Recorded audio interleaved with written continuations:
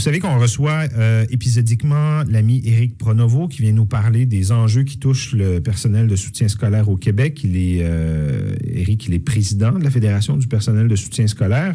Et aujourd'hui, il y a un remplaçant, c'est son vice-président, Dominique Latouche, qui est avec nous, qui lui aussi est de la Fédération du personnel de soutien scolaire. Comment ça va, Dominique? Ça va très bien, merci Philippe. On va aborder certains sujets d'actualité qui touchent à vos membres, mais qui, on va le voir là, par ricochet, touchent aussi à la société en général. On peut peut-être recommencer. La dernière fois qu'on a reçu Éric, ça a été pour parler donc d'une journée de mobilisation sur la prévention de la violence puis de l'intimidation dans les écoles. Éric s'en allait là, je pense, quand on l'a reçu vendredi, il y a 2 semaines. Quelles ont été, Dominique, les conclusions de cette journée-là? Bien, ce qu'Éric nous a dit, c'est qu'il y avait eu des beaux échanges là, entre les participants. Évidemment, là, il y avait M. Bernard Drainville, le ministre de l'Éducation, qui était présent. Il y avait les directions d'établissement, les chercheurs, des parents, différents organismes, puis les représentants des syndicats. C'est une journée qui s'est divisée en 3 blocs. Ils ont parlé des mesures de prévention, des mesures d'intervention, des sanctions disciplinaires, puis la collaboration des parents. Pour ce qui est des mesures préventives, là, ce que le ministre a voulu rappeler d'entrée de jeu, c'était l'importance des plans de lutte contre l'intimidation et la violence qui vont être déployés là, dans les prochaines années. Le plan se prévoit là, que ça va être jusqu'en 2025. C'est 30 millions sur 5 ans qui sont prévus pour ça. Puis, principalement, ça se décline en 4 axes. Le plan d'action, c'est documenter, évidemment, ça va être important, former, sensibiliser, soutenir autant les élèves que le personnel scolaire. M. Drainville aussi a parlé de l'importance d'adapter ces plans-là puis de les réviser.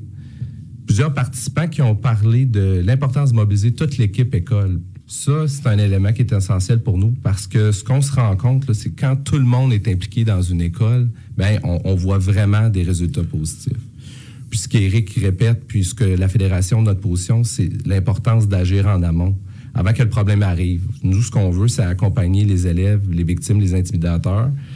Je vous dirais là, que ces paroles ont porté fruit, ont été bien accueillies. Là, concrètement, là, dans la vie de tous les jours, les intervenants, ils n'ont pas le temps de faire des observations pour effectuer des interventions précoces. Puis il y a une chercheure qui est venue parler vraiment de l'importance là, de la collaboration de la famille et de la communauté. Oui, il y a une expression africaine qui dit « ça prend tout un village pour élever un enfant ». C'est vrai en milieu scolaire aussi. Effectivement, c'est très important parce que c'est là qu'on voit le plus de résultats, c'est quand tout le monde est centré sur les solutions. Puis, en deuxième axe, bien, ils ont parlé des mesures d'intervention. Le ministre, ce qu'il a dit, c'est qu'il veut intervenir envers l'instigateur de la violence et de l'intimidation pour qu'ils comprennent ces gestes-là. Les participants, eux, ont parlé de l'importance de la formation de tous les intervenants puis des limites des ressources disponibles. T'sais, même si on le voudrait, là, on ne peut pas tout faire dans une école puis des fois, on n'a pas toujours toutes les ressources pour le faire non plus. Puis, ce qui était clair, là, d'une évidence, c'est qu'on a beau avoir un beau plan, il faut agir maintenant, il faut agir rapidement.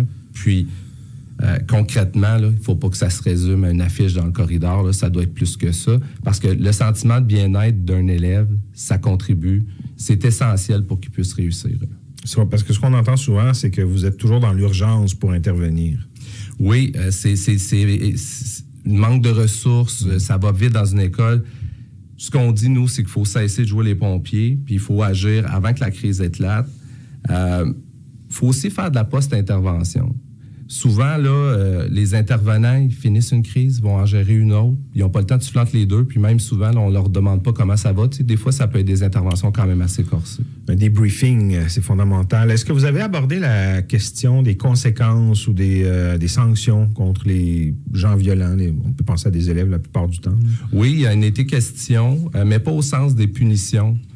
Tu sais, c'est surtout si un élève récidive. Ils ont proposé plusieurs solutions. Il faut s'entendre, là, suspendre un élève, c'est pas la première chose que tu fais.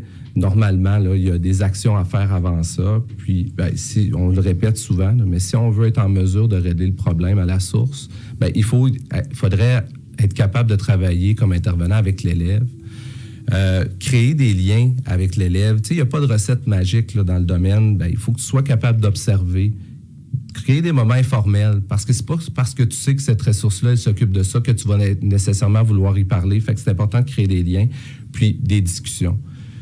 Donc, les parents aussi, des fois, ils ont parlé des parents qui ont besoin d'être accompagnés. Ils sont à bout de souffle, ils se sentent impuissants. Surtout quand ton enfant est intimidé, c'est pas facile à vivre. Mais ce qui est évident, là, c'est qu'il ne faut pas qu'ils se fassent justice eux-mêmes. Là, ça, c'est d'une évidence. Donc, nous, ce qu'on dit, c'est qu'on a du personnel pour ça, notamment les techniciens en travail social. Ça fait partie, c'est un gros mandat qu'ils peuvent avoir, mais on n'en a pas assez dans le réseau scolaire.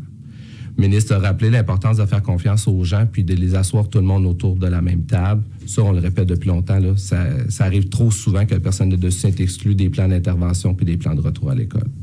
Puis, au niveau des solutions qui ont été proposées, là, tous les bons exemples de bonnes pratiques, bien, ils mettaient en lien que c'est important que toute l'équipe école soit investie dans la situation. Bon, ça, c'était pour cette fameuse journée de mobilisation contre la violence dont sont souvent victimes vos membres, hein, à la Fédération du personnel de soutien scolaire. Un autre sujet dont on avait parlé avec Éric il y a quelques semaines, c'est celui des conventions collectives. On sait qu'il y a des ententes de principe qui ont été signées à la fin de l'année dernière, mais vous êtes toujours en attente de certaines signatures pour rendre effectifs des hausses de salaire, notamment, qui sont prévues dans ces ententes-là. Oui, que tout le monde attend. Que tout le monde attend. Oui. Ben, moi, c'était ma première négo. Ce que je me suis vite rendu compte, là, c'est que la négociation dans le secteur public, c'est un marathon, c'est pas un sprint. Ouais. C'est malheureux. Les gens veulent que ça aille vite, mais je peux vous garantir là, que c'est pas à cause de nous que c'est pas allé vite. Présentement, on est dans les délais moyens là, de ce qu'on a vécu dans le passé, mais heureusement, on est arrivé à une conclusion. On a signé, on a ratifié les textes, l'écriture des textes, on s'est entendu. Donc, ils sont dans les dernières vérifications. Ce qui va rester, c'est la signature du ministre qu'on attend dans quelques jours pour que ça devienne officiel. Et de là, bien, pourront avoir lieu les ajustements. Ça devrait se faire là, dans les délais prévus, c'est une 60aine de jours qui est prévu un délai maximum. Mais tout le monde a la volonté de régler ça. Mais ce qu'il faut savoir, c'est qu'on représente aussi 4 autres groupes. Donc, les anglophones, convention collective anglophone, les conducteurs d'autobus, eux aussi, on est dans la finalité. Mais nos collègues du Nord, Commission scolaire, Cricket civique, malheureusement, il reste encore beaucoup de boulot à faire. Ah, d'accord. Bon. On va parler un peu d'intelligence artificielle en milieu scolaire. Sujet hot, s'il en est un, l'intelligence artificielle, dans tous les milieux d'ailleurs. Et dans l'actualité, cette semaine, on apprenait qu'il y a des élèves du primaire et du secondaire, c'était à prévoir, qui utilisent l'intelligence artificielle dans leurs travaux scolaires, même aux examens. Qu'est-ce que c'est, selon vous, l'avenir de l'intelligence artificielle en éducation?